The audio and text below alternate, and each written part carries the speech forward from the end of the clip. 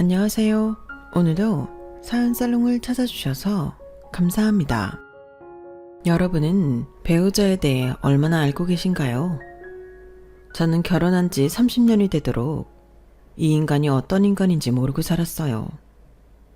아니, 안다고 생각했어요. 그러니 그 모진 세월을 견디고 살았겠죠.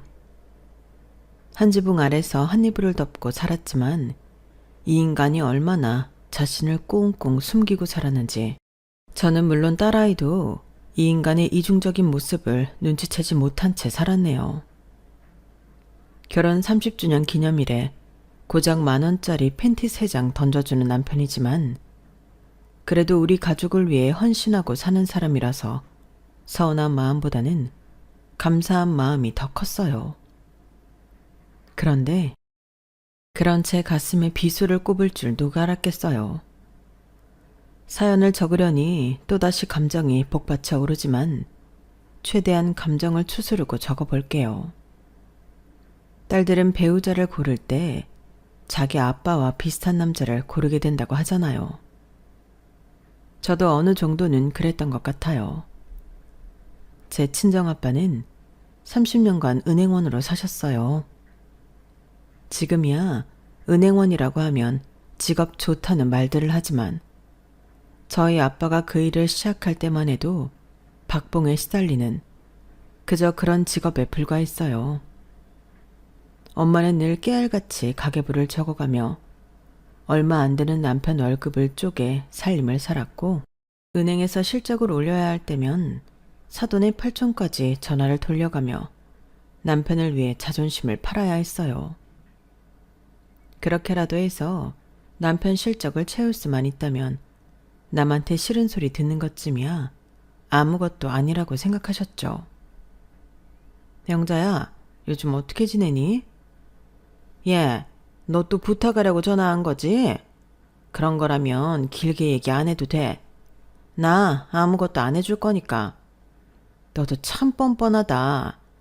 몇 년 전에 적금도 들어줬잖아. 한번 해줬으면 됐지. 어쩜 매번 전화해서 사람을 이렇게 귀찮게 하니? 네 남편만 실적 내야 한다니? 동창들이 다들 그러더라.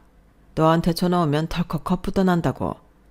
이번엔 또 뭘 부탁하려고 그러나. 그 생각부터 든다고 말이야. 오죽하면 친구들이 이러겠니? 왜 이렇게 주변 사람을 힘들게 하냐고. 암튼 우리도 요즘 힘들어서 네 부탁 들어줄 여력 없어. 그리고 말인데 앞으로 너한테 이런 전화 안 받았으면 좋겠다. 우리 당분간 연락하지 말자. 서운해도 할 수 없어. 나도 오죽하면 이러겠니. 그럼 끊는다. 20년 지기 친구도 적금한 아예 떠나보내고 그날 밤 엄마는 주방에서 설거지를 하며 개수대에 눈물을 흘려보냈어요. 부탁을 거절하는 친구한테 서운해서가 아니에요. 이렇게 살 수밖에 없는 자신이 한심해서 그랬던 거죠.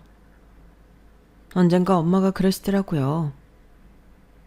네 아빠가 은행원으로 30년 사는 동안 떨어져 나간 내 친구가 몇 명인지 아니? 아니지. 몇 명이 남았는지 세는 게 빠르겠다. 중학교, 고등학교 그 많던 친구들 다 떨어져 나가고 아직까지 연락하는 건 정숙이 하나뿐이야. 너도 알지? 미국에서 살다가 몇 년 전에 한국 들어온 엄마 친구 정숙이. 걔도 한국 떠나 살아서 아직 연락하고 지내는 거지? 안 그랬으면 진작 연락 끊겼을 거야. 난 지금도 은행에 일 보러 갈 때마다 창구에 앉아있는 은행원을 보면 그렇게 안쓰러울 수가 없어. 그러니까 넌 절대 은행원이랑 결혼하면 안 된다. 그랬단 봐. 내가 아주 도시락 싸들고 다니면서 말릴 테니까. 아빠는 30년을 은행원으로 살았지만 그 마지막은 정말 너무도 초라했어요. 한 분야에서 30년을 근속했으면 상장은 아니어도 수고했다는 말 한마디쯤은 해줄 수 있는 거잖아요. 하지만 은행은 그런 말은커녕 저희 아빠한테 씻을 수 없는 모욕감을 주고 비참하게 내쫓았어요.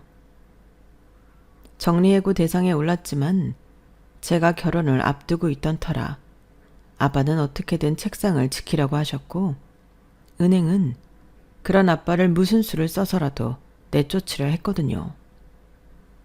그래도 한때 촉망받던 은행원이었는데 정리해고 대상자에 오르자마자 하루아침에 업무에서 배제되고 책상도 구석자리도 내던져졌어요. 어제까지도 퇴근길에 같이 술잔을 기울이고 점심도 함께 먹던 동료들은 아빠를 투명인간 취급을 하기 시작했고요. 아빠를 따르던 후배 하나는 퇴근길에 몰래 저희 아빠를 따라와 이런 말을 하더래요. 선배님, 그만하세요. 너무 추하잖아요. 어차피 명단에 오른 이상 아무리 버티셔도 나가게 돼 있어요. 더 더러운 꼴 보기 전에 선배님 발로 나가세요. 존경했던 선배님이 더 망가지는 모습 정말 보기 힘들어요. 그날 밤 아빠는 살면서 처음으로 술에 취해 인사불성이 돼서 집에 들어오셨어요. 그리고는 엄마를 끌어안고 아이처럼 펑펑 우셨죠. 경야, 미안하다. 내가 이 정도밖에 안 되는 놈이라서 정말 미안해. 어떻게든 버티려고 했는데 상철이 녀석까지 나보고 나가라고 하니까 도저히 버틸 힘이 안 생긴다. 우리 아름이 결혼식 때까지만 자리 지켜보려고 했는데 더는 못하겠어. 미안하다. 미안해. 아내의 품에 안겨 엉엉 울던 아빠는 울다 지쳐 그대로 잠이 드셨어요. 다음날 아침 술을 얼마나 드셨는지 아빠는 지나밤 일을 하나도 기억하지 못하셨어요. 그래서 그날의 일은 꽁꽁 봉인한 채 엄마와 제 가슴속에 깊게 묻어버렸죠. 평소처럼 아침을 준비하던 엄마는 이전과 달리 밝은 모습으로 아빠한테 그러셨어요. 여보, 오늘 은행 가서 사표 내고 와. 그냥 곱게 주지 말고 지점장 면상에 보란듯이 내던지고 오라고. 지가 누구 덕에 지점장까지 올라갔는데 지가 싼 똥 당신이 치워준 게 한두 번이야? 그래놓곤 승진 기회마다 엉뚱한 놈들만 밀어주고 내가 앞으론 땡땡은행 방향으론 오줌도 안 쌀 거야. 당신 퇴직금 들어오자마자 주거래 은행도 싹 다 바꿔버릴 거야. 사돈의 8촌까지 다 전화 돌려서 땡땡은행 적금들 깨고 주거래 은행도 바꾸라고 그럴 거라고. 더러운 것들 내가 절대 용서 안 해. 당신 갑자기 왜 그래? 내가 어제 술 취해서 무슨 실수라도 했어? 실수는 무슨? 당신이 술 마셨다고 실수하는 사람이야? 그냥 이제 다 이골이 나서 그래. 은행원 아내로 살면서 속이 하도 문드러져서 이젠 그만하고 싶어 그런다고.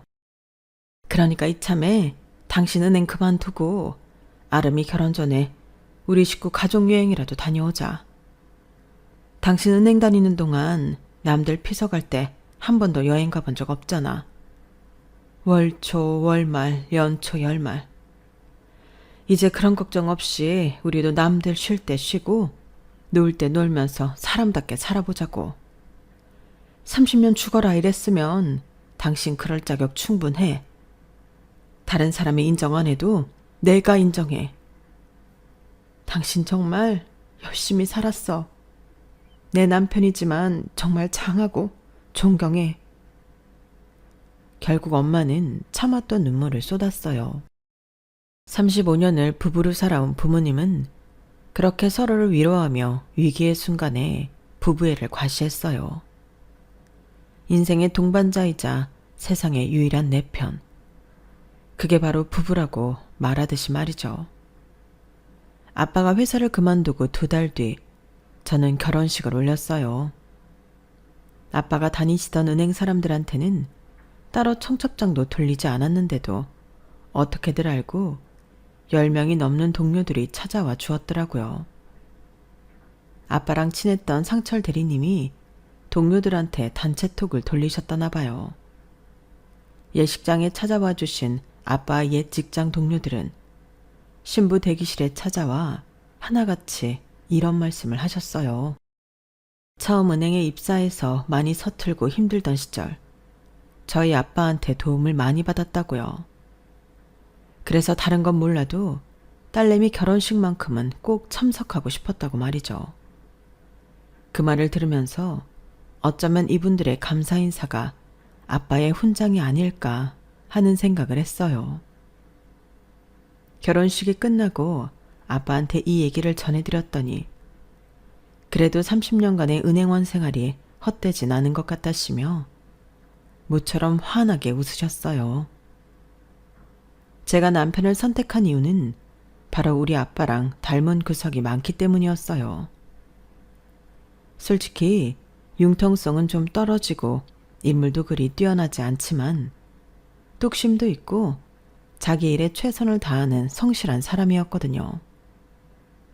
남편과 저는 같은 대학 출신이긴 하지만 과가 달라서 재학 중에 학교에서 마주칠 일은 없었어요.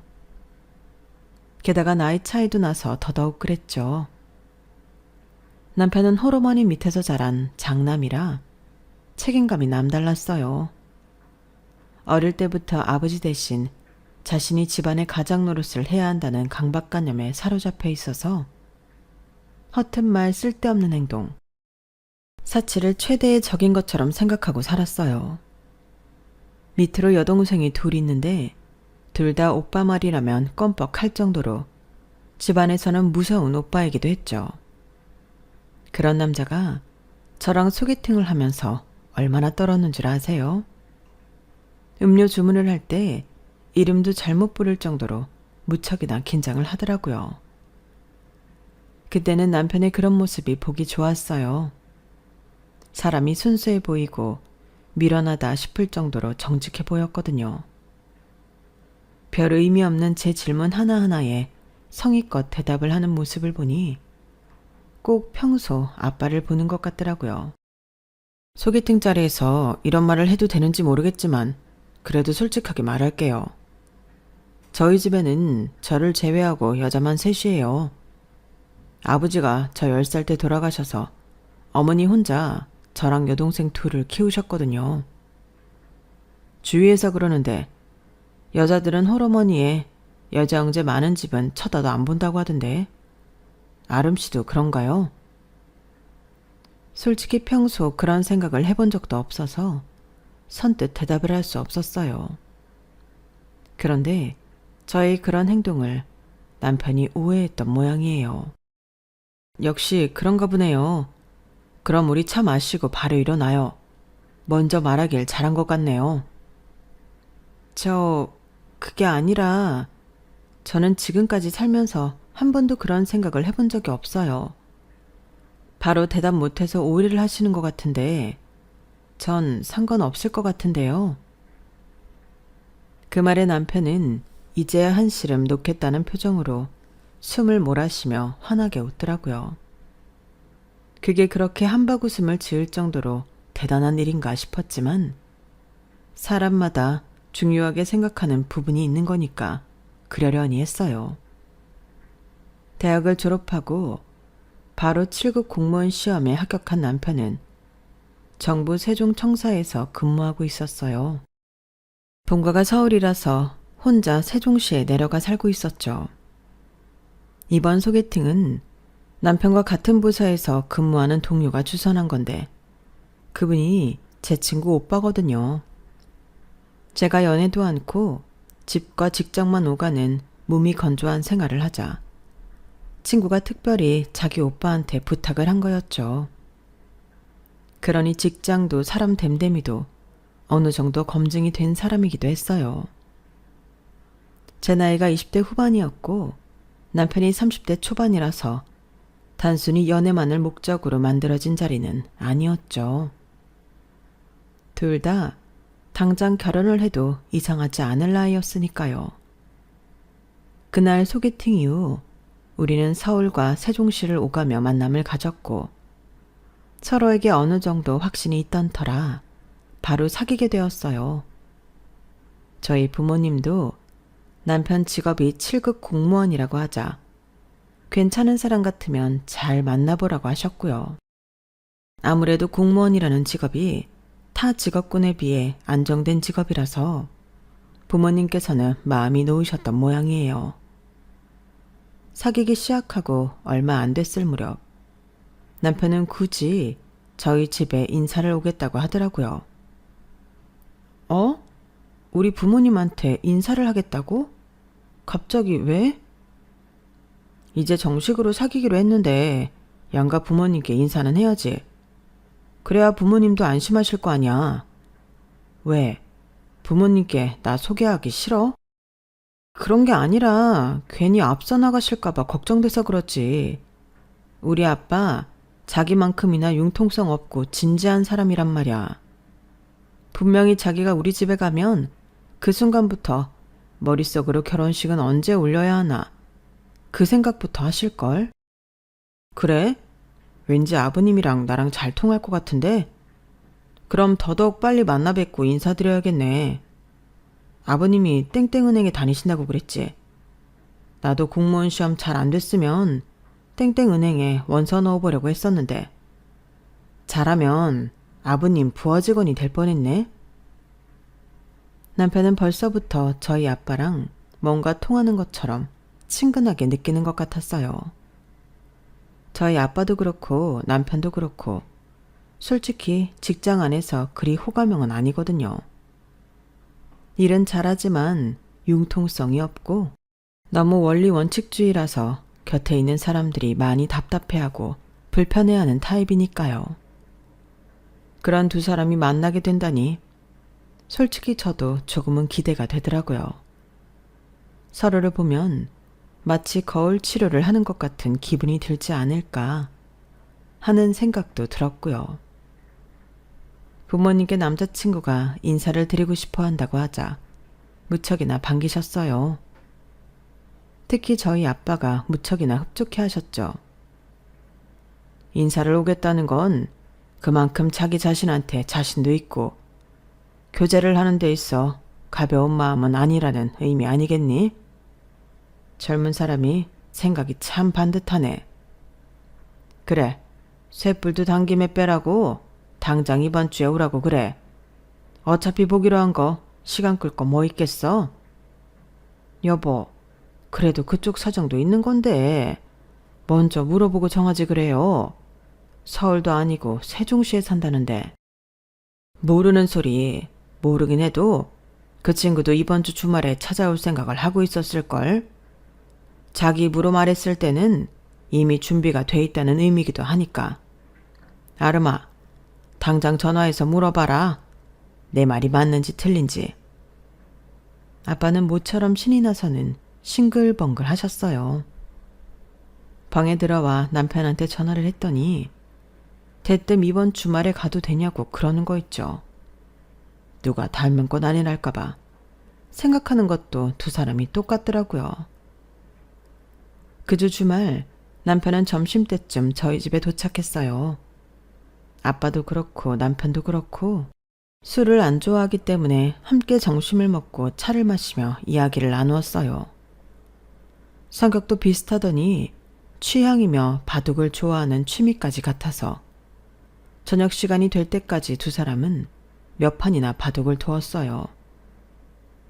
1대2로 아빠가 한 판 더 이기긴 했지만 남편이 돌아가고 아빠가 그러시더라고요. 아까 그 친구가 마지막 판은 일부러 져주더라. 융통성이 없는 녀석일 줄 알았는데 그래도 사회생활을 해봐서 그런가? 영 맹탕은 아니야. 아름아, 아빠는 그 친구가 마음에 드는데 너는 어떠니? 물론 마음에 드니까 사귀는 걸 테지만 결혼까지 생각하고 있는지 궁금해서 그래. 아빠가 세상을 살아보니까 잘나고 똑똑한 놈들보다 우직한 사람이 결국엔 빛을 보더라. 모르긴 해도 그 친구랑 결혼하면 여자 문제로 고생을 하거나 엄한 데 투자해서 빚더미에 앉는 일은 없을 것 같아. 물론 그런 걸로 신랑감을 고르는 건 조금 그렇지만 그래도 남자는 일단 자기 가정에 충실하고 허튼 짓 하지 않는 게 최고라고 생각한다. 아직 사귄 지 얼마 안 돼서 결혼 얘기까지 꺼내기는 그렇다면 그래도 어느 정도는 염두에 두면서 만나도록 해. 아빠는 이미 사윗감으로 받아들일 마음이 있는 것 같았어요. 하지만 아빠와 달리 엄마는 뭔가 마음에 안 들어하는 눈치였어요. 그때는 그런 엄마가 내심 야속했는데 지나고 보니 엄마가 사람을 더 잘 봤던 것 같네요. 찬민이라는 그 친구 말이야. 정말 네 맘에 들긴 하는 거니? 지금은 사귄 지 얼마 안 돼서 네가 제대로 판단을 못하는 걸 수도 있잖아. 네 아빠는 무척 마음에 들어하는 것 같은데 나는 글쎄다. 엄마, 그게 무슨 소리야. 언제는 아빠 같은 남자 만나라고 그러더니 왜 이제 와서 딴소리야? 네 아빠랑 닮은 구석이 없다고는 할 수 없지만 내가 보기엔 네 아빠랑은 다른 것 같아. 뭐랄까, 이상하게 음원한 구석이 있다고 해야 하나? 콕 집어서 뭐라고 할 수는 없는데 아무튼 좀 찜찜해. 아직 결혼 얘기가 오가는 것도 아니고 단순히 사귀는 단계니까 천천히 알아가는 게 좋을 것 같단 얘기야. 사위사랑은 장모라는데 우리 집은 그 반대였어요. 처음 사귀기 시작했을 때도 그렇고 1년 반가량 연애를 하고 결혼을 하겠다고 했을 때에도 엄마는 왜인지 반기는 기색이 아니었어요. 뭐가 그렇게 싫으냐고 물으면 정확히 대답을 하지도 못하면서도 그냥 감이 안 좋다는 말만 되풀이하셨어요. 하지만 저랑 아빠가 결혼을 밀어붙이는 바람에 엄마 의견은 밀리고 말았어요. 앞에서 말했듯이 제 결혼을 앞두고 아빠가 정리해고 대상에 오르면서 아빠 걱정을 하느라 제 결혼에 소홀할 수밖에 없었던 것도 이유라면 이유일 거예요. 아빠는 제 결혼식 때 이미 퇴사를 한 상황이었지만 제 남편한테는 굳이 알리지 않았어요. 솔직히 말하자면 일부러 알리지 않은 거죠. 말한다고 달라질 것도 없을 뿐더러 괜히 사위한테 장인으로서 체면이 깎이는 일이기도 하니까요. 하지만 세상에 비밀은 없다고 언제까지고 아빠의 퇴사를 감출 수는 없었어요. 문제는 하필 가장 안 좋은 순간에 남편한테 걸려버렸다는 거였죠. 제 결혼식을 치를 때까지도 재취업을 하지 못한 아빠는 궁여지책으로 친구분이 하는 세차장에서 아르바이트를 하셨는데 업무차 서울에 교육을 받으러 왔던 제 남편과 마주치게 되었거든요. 장인어른, 아니 이 시간에 여기서 뭐 하시는 거예요? 오늘 휴무날도 아니잖아요. 생각지 못한 곳에서 사위와 마주친 아빠는 둘러댈 겨를도 없이 낭패감이 표정에 그대로 드러나 버렸어요. 선성 자체가 거짓말을 못하는 아빠였기에 결국 사위한테 퇴사 사실을 고백하고 말았죠. 그날 집에 돌아온 남편은 제게 그러더군요. 당신 장인어른 퇴사하신 거 나한테 왜 말 안 했어? 난 그런 줄도 모르고 장인어른 계신 지점으로 대출 신청하러 갈 뻔했잖아. 도대체 언제 퇴사하신 거야? 설마 쫓겨난 건 아니지? 내가 장인어른한테 직접 물어볼까 하다가 아무래도 대답하기 곤란하실까봐 당신한테 묻는 거야. 명태야? 아니면 정리해고? 아빠가 정리해고 당한 게 아빠 잘못은 아니었는데도 남편의 그 물음에 마치 죄짓다 들킨 사람처럼 심장이 쿵쾅거리고 입술이 말랐어요. 어차피 알게 된 거 더는 묻지 말아줬으면 했지만 남편은 제가 진실을 말할 때까지 물러설 기미를 보이지 않았어요. 결국 제 입으로 아빠의 정리해고 사실을 이실직고 하게 되었죠. 그러자 남편은 충격을 받았는지 아무 말도 않더라고요. 그리고 며칠 뒤 남편은 저도 모르게 서울로 올라가 저희 아빠를 만나고 왔어요. 그 사실은 한 달쯤 뒤 엄마를 통해 전해 들어서 알 수 있었죠. 아름아, 내가 김서방을 오해했었나 보다. 너도 알지? 아빠가 지난달부터 새로 일 시작한 거. 글쎄, 그게 김서방이 소개해준 곳이라는구나. 네 아빠가 이번에 첫 월급 받으면서 김서방한테 선물이라도 해야겠다면서 그 얘기를 하지 뭐니. 진작 말했으면 나라도 인사치레 했을 텐데 말이다. 그래서 말인데 언제 김서방이랑 집에 좀 들러. 그동안 못한 장모 노릇 이번에 확실히 해줄 테니까. 엄마한테 그 얘기를 전해 듣기 전까진 그런 사실을 까맣게 모르고 있던 저는 엄마만큼이나 놀랐어요. 사실 남편이 저희 아빠 퇴사 사유를 물을 때만 해도 기분이 좋지 않았거든요. 마치 취조당하는 기분이 들었으니까요. 그런데 그렇게 집요하게 물어댄 이유가 아빠 재취업에 도움을 주려고 그랬던 거라는 걸 알게 되자 되려 미안해졌어요. 그래서 그날 퇴근길에 평소엔 비싸서 잘 못 사먹는 2플러스 한우를 사들고 집으로 갔어요. 오랜만에 남편 몸보신이라도 시켜줄 요량으로요. 그런데 아름아, 너 왜 이러니? 우리가 지금 한우로 기분 낼 형편이야? 아파트 대출금 갚으랴, 청약 부으랴, 매달 들어갈 돈이 한두 푼이 아닌데 왜 이렇게 정신을 못 차려? 장인어른 취직시켜드린 일로 이러는 거라면 나 이런 거 안 받아도 돼. 뭐 바라고 한 일 아니니까. 알았어. 다시는 안 그럴게. 그래도 기왕 사온 거니까 오늘은 맛있게 먹자. 이거 생활비에서 산 거 아니고 내가 번 부수입으로 산 거란 말이야. 그러니까 화는 그만 내세요. 그간 남편한테는 말은 안 했지만 아빠가 실직을 하신 이후 저는 퇴근 후에 투잡을 뛰었어요. 사실 거창하게 투잡이라고 할 것도 없는 간단한 문서 작업 일이었지만 그래도 직업 외에 수입을 창출하는 일이니까 투잡은 투잡인 셈이었어요. 그날 이후 저는 제 남편을 달리 보게 되었어요. 이전에도 제게 있어 남편은 생활력 강하고 믿음직스럽고 성실한 남편이었지만 그 이후에는 속도 깊고 누구보다 고마운 사람이라는 인식까지 가지게 되었거든요. 그래서 저를 곱게 봐주지 않는 얄미운 시어머니와 시누이들한테도 어떻게든 다가가려고 노력하게 되었어요. 남편이 내 부모한테 헌신적으로 하는 만큼 저도 그래야겠다는 생각이 들었거든요.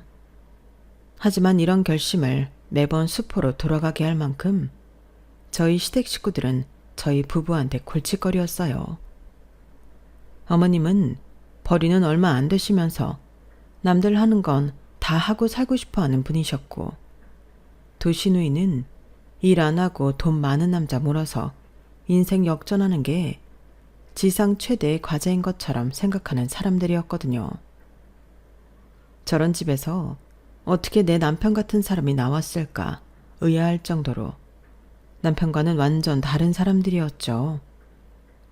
이날 이때까지 저희가 물어드린 어머님 카드값이 얼마인지 모를 정도로 어머님은 뒷일은 생각도 않고 일단 저지르곤 하셨어요. 한 번은 이런 일도 있었어요. 제가 딸아이를 낳고 친정에서 산후조리를 하다가 집에 돌아가 봤더니 거실 한 구석에 못 보던 물건이 박스채 쌓여 있더라고요. 짐을 가지고 오느라 뒤늦게 현관에 들어서 남편한테 이게 뭐냐고 물었더니 그 얘긴 나중에 하자. 우리 채연이가 난생 처음 집에 온 날인데 골치 아픈 일로 기분 상하고 싶지 않거든. 일단 채연이 데리고 안방으로 들어가. 내가 청소 싹 해놓고 가습기까지 사다가 세팅해 놨으니까. 남편은 제 손을 잡아 끌며 안방으로 데리고 갔어요. 남편의 이런 반응 때문에 저는 더 그 물건들에 신경이 쓰이게 됐죠. 그래서 그냥 말해보라고 목소리를 높였더니 글쎄 뭘 하는지 아세요? 어머니가 다단계에 걸려서 물건을 좀 사들이셨어. 옥장판이라고 하는데 박스를 풀어보니까 돈을 줘도 안 가져갈 정도로 처참한 물건이더라고. 실적 올린다고 10개나 사셨다는데 이걸 누구한테 팔겠냐고. 내가 가져가서 반품해보려고 했는데 반품 불가 상품이라고 안 된다고 그러잖아. 뭐? 그럼 어떡해? 그래도 너무 걱정하지 마. 내가 소비자보호센터랑 관련 부처에 도움을 청해놨으니 곧 해결될 거야. 남편이 공무원이라는 사실 때문이었을까요? 사실 그렇게 큰 걱정은 하지 않았어요.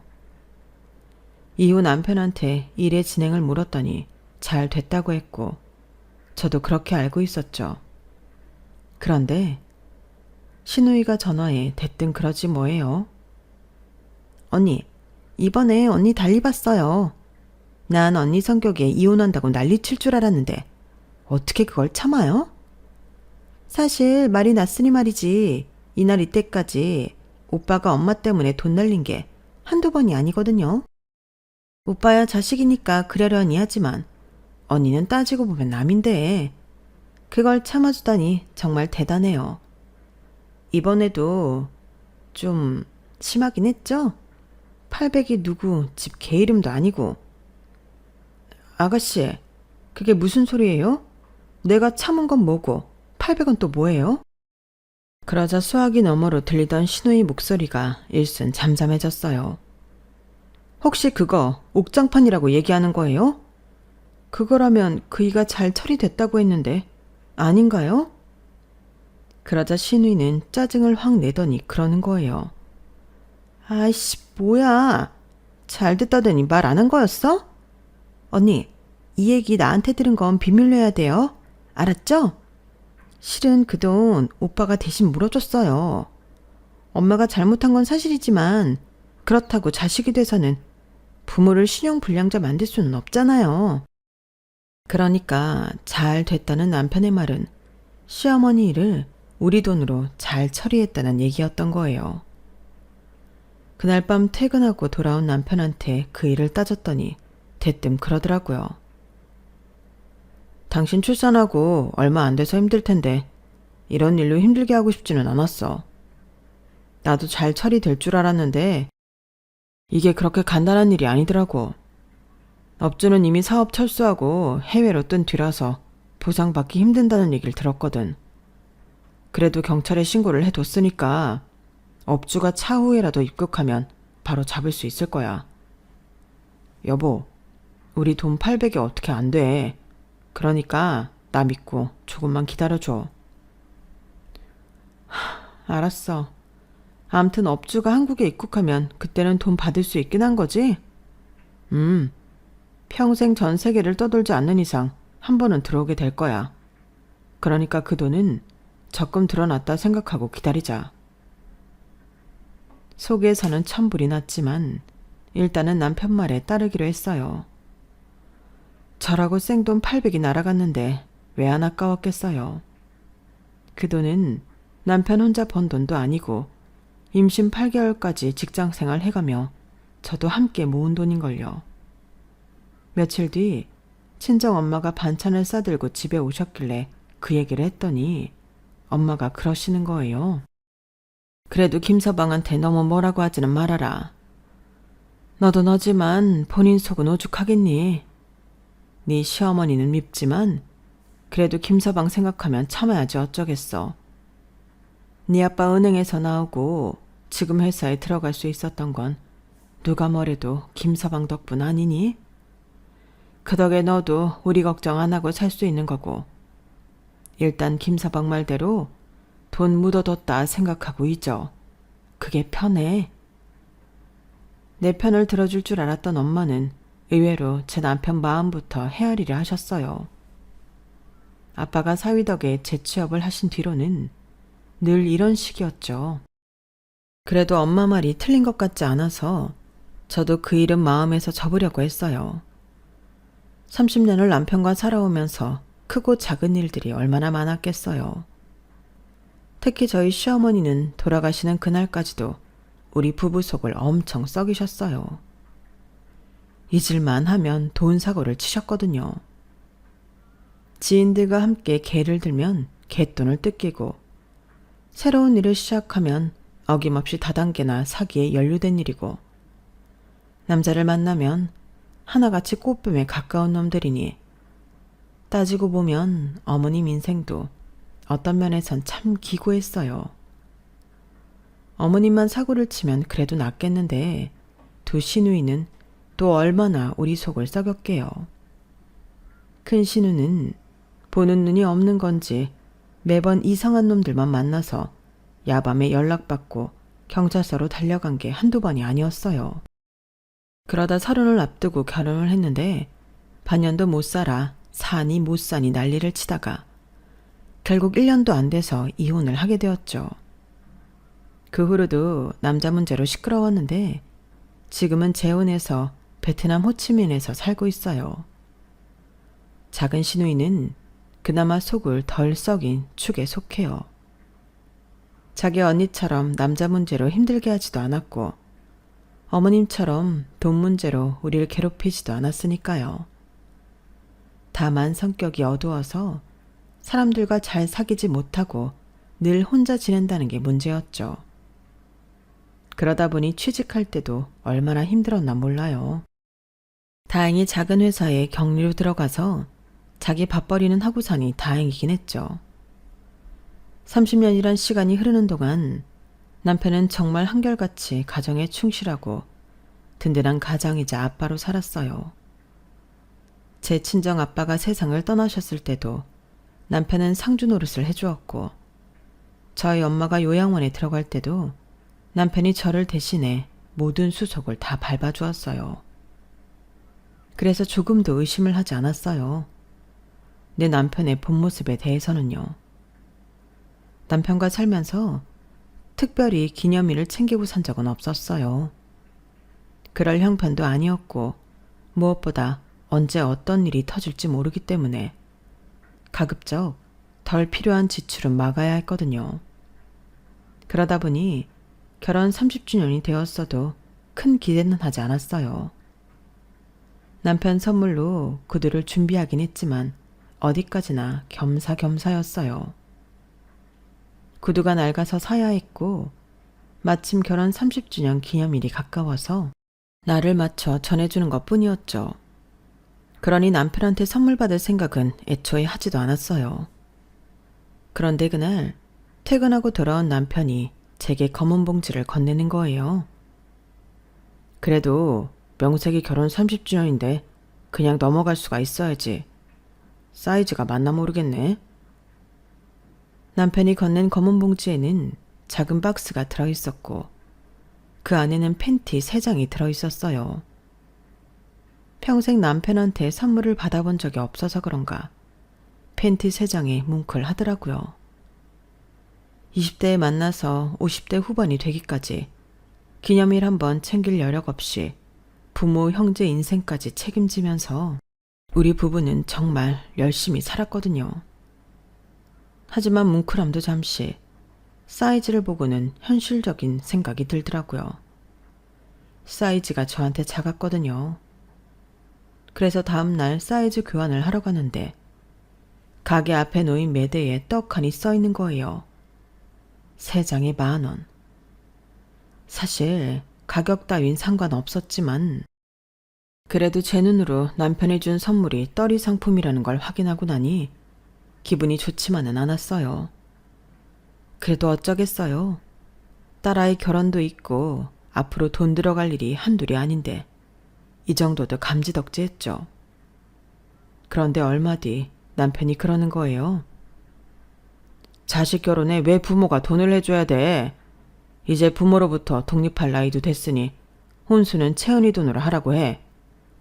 난 딸 자식이라도 결혼하는데 돈 대줄 생각도 없고 해줄 돈도 없어. 우리 사정 뻔히 알면서 당신 왜 그래? 아무리 짠돌이 남편이라고 해도 자식 결혼에 돈 한 푼 못 주겠다고 버틸지는 몰랐어요. 그 일로 한동안 남편이랑 실랑이를 했지만 결과는 변하지 않았어요. 그런데 그 일이 있고 얼마 뒤 사단이 난 거예요. 저희 집엔 남편이 사용하는 작은 방이 하나 있는데 평소 잠궈져 있던 서랍이 그날은 열려 있더라고요. 안 그래도 이 안에 뭐가 있길래 이렇게 꽁꽁 싸매놓은 건가 궁금하던 차에 서랍 속을 뒤져보았죠. 그랬더니 같은 이름으로 온 회사 우편물이 쌓여 있더라고요. 개인 창고를 대여해주는 회사였어요. 우편물에는 창고 임대 만료 및 연장에 대한 내용이 적혀 있더라고요. 남편은 10년 가까이 이 회사 소유의 개인 창고를 임대에 쓰고 있었어요. 다행히 카드키도 함께 있길래 주소지에 적힌 창고로 가보았죠. 창고라고 해서 물류창고처럼 큰 창고인 줄 알았는데 가보니 한두 평 남짓한 작은 방 같은 거더라고요. 카드키를 찍고 문을 열었는데 세상에, 모 아이돌 굿즈가 방 안 가득 전시돼 있지 뭐예요. 야광봉은 물론이고 컵, 텀블러, 수건, 캐릭터가 그려진 각종 물건들이 빼곡했어요. 어찌나 정리를 깔끔하게 해두었는지 전시장에 온 착각을 할 정도였죠. 100원짜리 동전도 허투루 쓰는 일이 없는 남편인지라 이걸 돈 주고 샀다는 게 믿어지지 않았어요. 순간 이걸 사는데 얼마가 들었는지 궁금했어요. 그래서 방 안 사진을 찍어서 인터넷에 올려봤더니 대다수의 사람들이 말하길 저 정도 모을 정도면 1억은 좋게 넘을 거라고 하더군요. 고작 이런 자질구레한 게 1억? 그 말을 들으니 속이 부글부글 거리더라고요. 확실한 건 남편한테 직접 물어봐야겠다 싶어서 그날 밤 남편한테 창고 카드키와 창고 안 사진을 들이밀었더니 남편이 불같이 화를 내는 거 있죠. 야, 네가 거길 왜 들어가? 가서 물건에 손댄 거야? 뭐 만졌어? 내가 얼마나 아끼는 건데 그걸 건드려? 지금까지 남편의 그런 모습은 본 적 없었기에 저는 입을 떡 벌린 채 남편을 바라보기만 했어요. 그러다 정신이 들어 쏘아붙였죠. 지금 그게 중요해? 딸 결혼했을 돈은 없다면서 이런 애들 장난했을 돈은 있었나 보지? 사람들이 그러더라. 이 정도 모으려면 1억은 좋게 들었을 거라고. 설마 당신이 그런 돈을 여기에 쓴 건 아니지? 그러자 남편은 잠시 머뭇대더니 말했어요. 참, 뭣도 모르는 것들. 1억? 그 돈으로 이걸 어떻게 모아? 한정판 굿즈는 경매까지 받아서 산 거라 가격이 얼만데. 하여간에 시세를 몰라요. 그리고 당신 애들 장난이라고 했어? 이것도 따지고 보면 나름의 투자야. 팬들 사이에선 이런 굿즈 하나하나가 얼마나 귀한 건지 알아?